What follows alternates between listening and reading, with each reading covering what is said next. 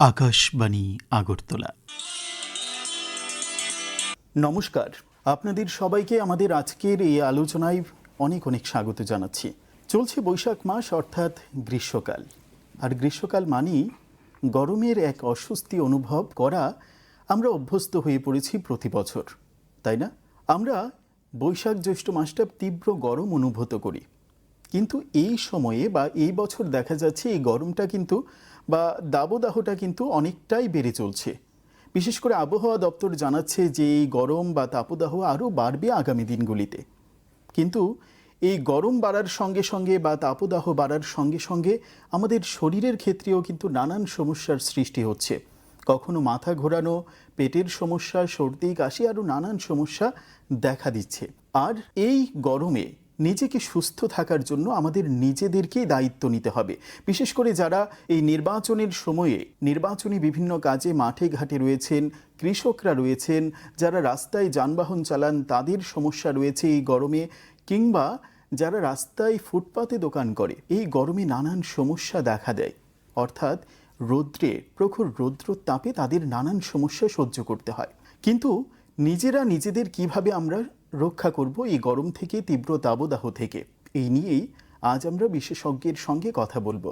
আমাদের আমন্ত্রণে সাড়া দিয়ে আমাদের স্টুডিওতে উপস্থিত হয়েছেন আগরতলা গভর্নমেন্ট মেডিকেল কলেজের মেডিসিন বিভাগের head of department doctor Arunabha Dasgupta sir. Sir, আপনাকে প্রথমেই স্বাগত আমাদের। সবাইকে নমস্কার। সবাইকে নমস্কার। স্যার, প্রথমেই বললাম যে তীব্র দাবদাহ বাড়ছে, আগামীতে আরও বাড়বে গরমটা।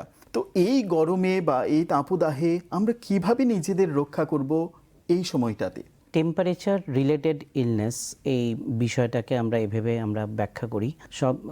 শুধুমাত্র যে গরম থেকেই মানুষ অসুস্থ হয়ে যাবে তা নয়, ঠান্ডা থেকেও অসুস্থ হতে পারে। নিশ্চয়। তো এই বিষয়টা হচ্ছে টেম্পারেচার রিলেটেড ইলনেস। এবং আমরা দেখে এই তীব্র দাবদাহ এপ্রিল মাস থেকে চালু হয়, চলবে সেপ্টেম্বর অবধি। এই সময় পিরিয়ডে টেম্পারেচারটা বাড়বে এবং হিট রিলেটেড ইলনেস এটাকে আমরা বলি। তো এই সময়টাতেই দেখা দেয়। জেনারেলি হিট রিলেটেড ইলনেস যেটা, সেটাকে সায়েন্টিফিক্যালি 3 ভাগে ভাগ করা আছে। শুরুতে যেটা হয় সেটা হচ্ছে হিট ক্র্যাম্পস, তারপরে যেটা হয় সেটা হচ্ছে হিট এক্সারশন, একদম লাস্টে যেটা হয়, যেটা মানুষকে মর্টিলিটি অনেক হাই, মানে মানুষ মারা যান, ওই কন্ডিশনটা যদি হয়, ওটা হচ্ছে হিট স্ট্রোক। 3 ভাগে এটা বিভক্ত। তো প্রথম যেটা হয় সেটা কি হয়, আমাদের বডির মধ্যে একটা থার্মো রেগুলেটরি মেকানিজম আছে, যেটার মধ্যে টেম্পারেচার চেঞ্জেস যখন হতে থাকে আমরা নিজেদের অ্যাডজাস্ট করতে থাকি।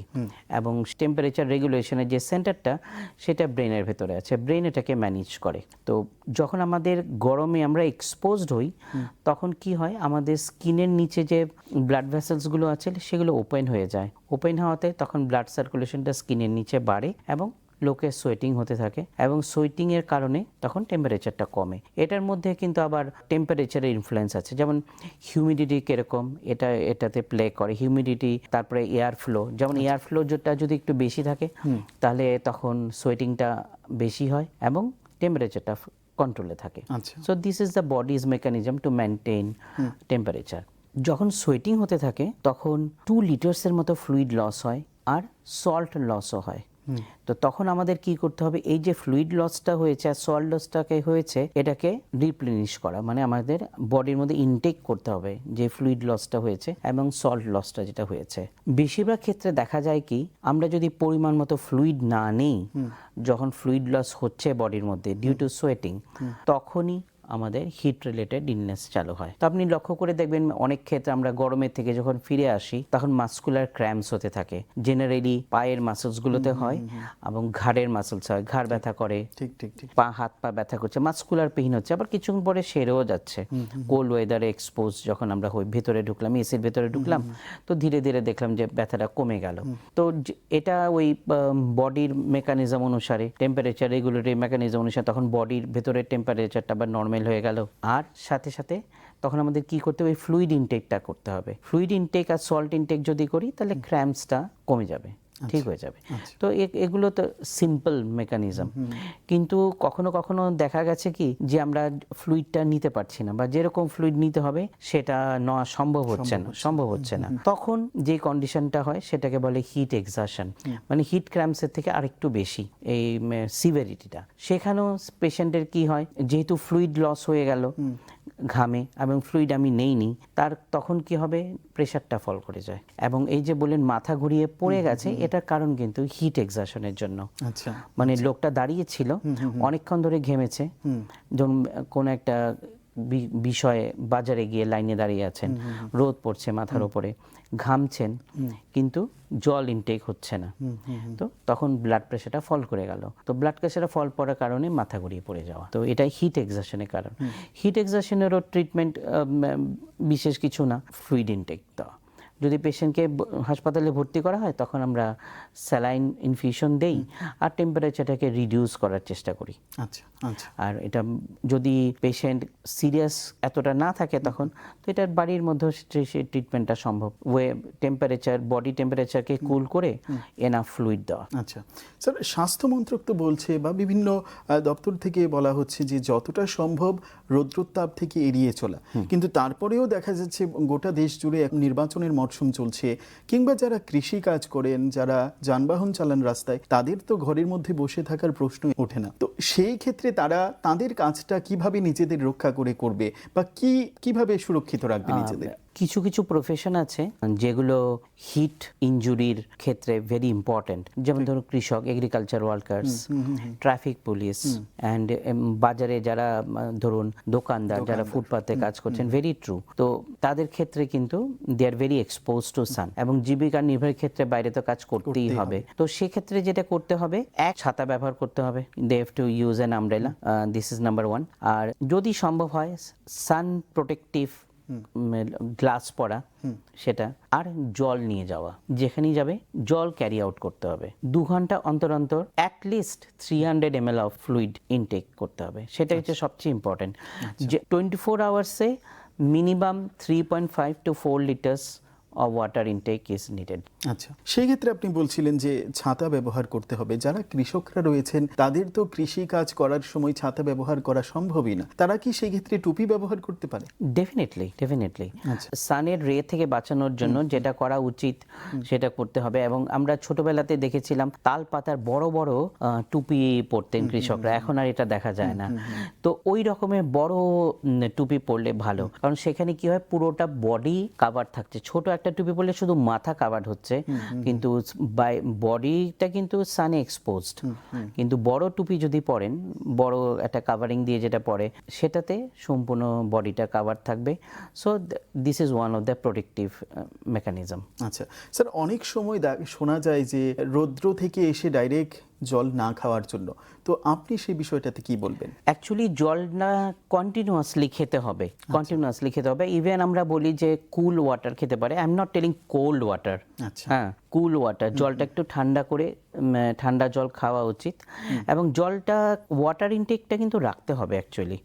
হ্যাঁ, ওয়াটার ইনটেক যদি অ্যাডুকুয়েট না হয় তাহলে হিট ক্র্যাম্পস হবে এবং হিট এক্সাশনও হতে পারে। মানে আপনি বলতে চাইছেন যে অনেকক্ষণ ধরে যে লোকটা জল খাচ্ছে না, হঠাৎ রৌদ্র থেকে ডাইরেক্ট এসে জলটা না খেতে, মানে কন্টিনিউ একটু পরপর জলটা খেয়ে, হ্যাঁ, জলটা খেয়ে যেতে হবে, জলটা খেয়ে যেতে হবে, তখন আর কোনো সমস্যা হবে না। এবং কোনো সময় শুধু জল না, প্লেন ওয়াটার না, প্লেন ওয়াটার যদি ইনটেক করে তাহলে তখনও ক্র্যাম্পস হয়।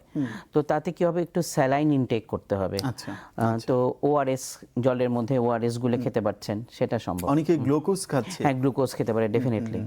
তো অনেক ক্ষেত্রে দেখা যায় যে ঠান্ডা পানীয়ের একটা চাহিদা রয়েছে, যে ফ্রিজের জল খেয়ে নিল, সেটা কতটা স্বাস্থ্যসম্মত?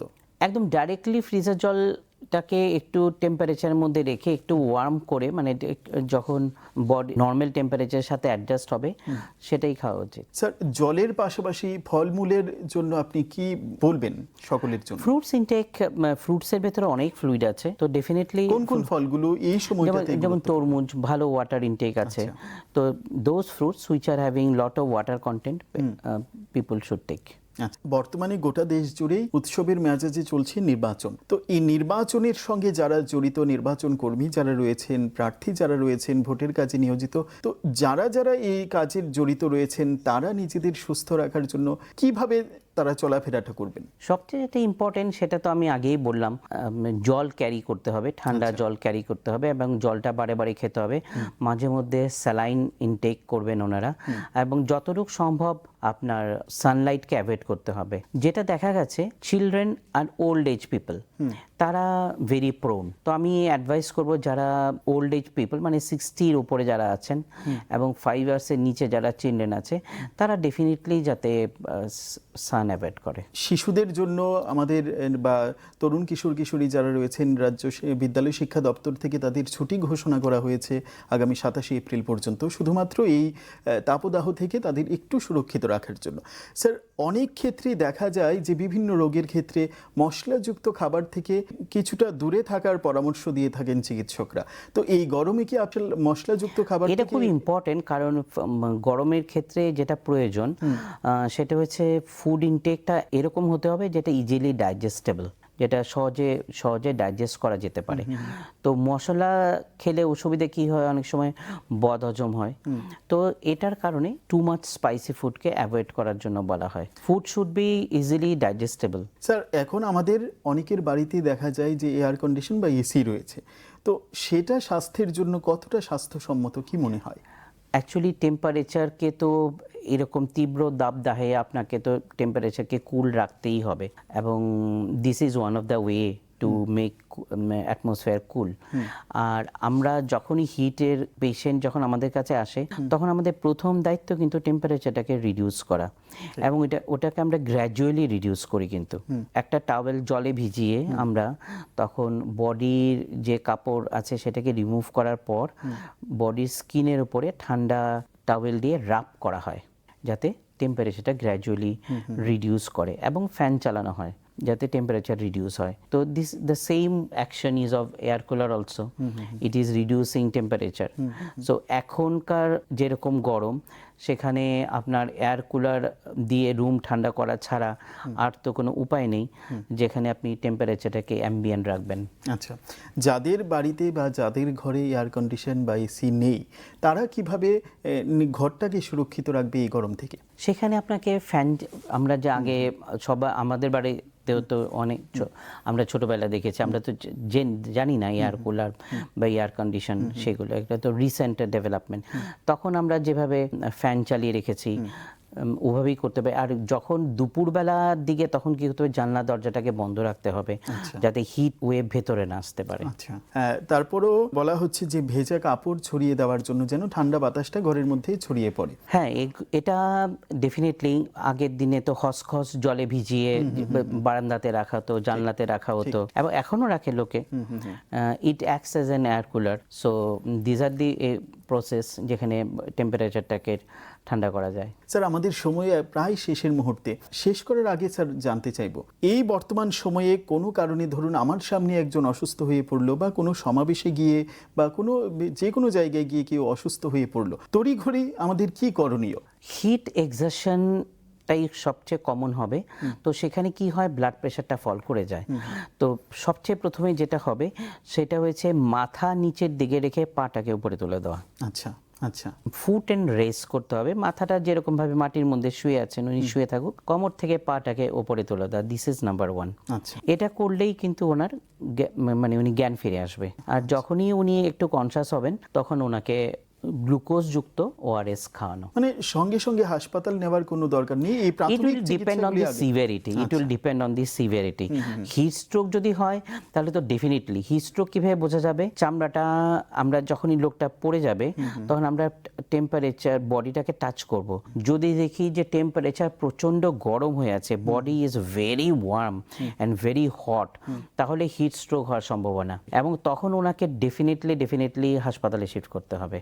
ঠিক আছে, যদি স্কিন টাচ করে দেখা যায় যে টেম্পারেচার এতটা ওয়ার্ম না, বা টেম্পারেচার একটু কুল অ্যান্ড ক্ল্যামি, বা পেশেন্ট সম্পূর্ণরূপে জ্ঞান হারায়নি, হ্যাঁ, তখন আপনি ওই প্রসিডিওরে আমি যেটা বললাম ফুট অ্যান্ড রেস করে দেখুন, যদি টেম্পারেচার পেশেন্টের জ্ঞান ফিরে আসে, আপনি ওআরএস খাওয়ান, জল খাওয়ান, পেশেন্ট যদি সুস্থ হয়ে ফিল করে, then the need of hospitalisation is not needed, but patient can be brought to the hospital. ওনাকে হাসপাতালে এনে ডাক্তার দেখিয়ে ডাক্তার বুঝতে পারবেন যে এটা কোন স্টেজ, এবং সেই হিসাবে ফার্দার ট্রিটমেন্ট ক্যারি আউট হবে। ঠিক ঠিক স্যার, আমাদের সময় একেবারে শেষ মুহূর্তে। ধন্যবাদ। সব শেষে স্যার, শ্রোতাদের উদ্দেশ্যে আপনার কি বার্তা থাকবে এই গরমে সুস্থ থাকার জন্য? ফ্লুইড ইনটেক এডুকেট রাখতে হবে, সবচেয়ে ইম্পর্টেন্ট। ফ্লুইড ইনটেক এডুকেট রাখুন, আর চেষ্টা করুন স্কচিং সান যখন থাকবে, তীব্র দাবদাহ যখন থাকবে, তখন বাইরে না বেরোনোর। আপনার বাইরে বেরোনোর জন্য যেই কাজটা আছে সেটা আপনি চেষ্টা করুন সকালের দিকে করে ফেলার জন্য, যখন সানলাইট এতটা হাই ডিগ্রির তে নেই। আর সানলাইট যখন খুব স্কচিং সান থাকবে তখন চেষ্টা করুন ভেতরে থাকা, আর জল পরিমাণ মতো খাবেন। শরীর অসুস্থতা ফিল করলে ডেফিনেটলি আপনি নিকটস্থ ডাক্তারের সঙ্গে যোগাযোগ করুন। অ্যাভয়েড করবেন না, তার কারণ হচ্ছে হিট এক্সারশন এবং হিট স্ট্রোক দুটোই কিন্তু পরে প্রবলেম ক্রিয়েট করতে পারে, এবং হিট স্ট্রোক হলে কিন্তু মর্টালিটি খুব হাই, মানে তখন কিন্তু পেশেন্ট বাঁচানো সত্যি ডিফিকাল্ট। এটা কিন্তু একটা কমপ্লিকেটেড ডিজিজ। অনেক ধন্যবাদ অনেক স্যার ধন্যবাদ, আপনাকে। ধন্যবাদ। তো এতক্ষণ আমরা এই তীব্র দাবদাহে কিভাবে নিজেরা নিজেদের সুস্থ থাকব, যেটা চিকিৎসক বলছিলেন ডক্টর অরুণাভ দাশগুপ্ত, যে প্রতিনিয়তই আমাদের জল খেতে হবে, ঘন্টায় বারবার জল খেতে হবে, বাইরে বেরোলে ছাতা ব্যবহার করতে হবে, মশলাযুক্ত খাবার এড়িয়ে চলতে হবে, এবং অবশ্যই ফলমূল খেতে হবে। তো এইভাবেই আমরা নিজেরা নিজেদের যত্নের প্রতি গুরুত্ব দিতে হবে, তবেই কিন্তু এই দাবদাহে আমরা নিজেদের সুস্থ রাখতে পারবো। আজকের এই আলোচনা থেকে আপনারা অনেক তথ্য জানতে পারলেন নিজেদের সুস্থ রাখার জন্য। আজকের মতো এই আলোচনা এখানেই শেষ করছি। সবাই ভালো থাকবেন। নমস্কার।